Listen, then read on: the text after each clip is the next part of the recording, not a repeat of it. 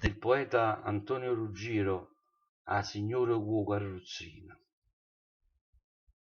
Cianficavallo, cuorno e cornicillo, miscate in mezzo a tanta cianfrusaglia, e venne a via Toledo una Rosella, una vecchia che sticase in tanti cagli, e vedeva una vita e portò il lutto e chi voleva bene, e Vincenzina, che lo lasciai tutto trammiato e rutto, che faccia lì, una specie di carrozzina.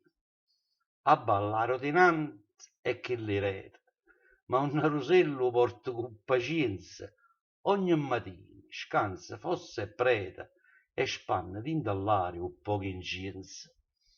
Sicuramente qualche cosa accoccia, con chi ci crede ancora a certe cose. Concienza, cianfe e corna per malocchie, s'appace pure la panza di Donna Rosa. Donna Rosella è un colore antico, è un quadrilla vecchia e fa contrasto.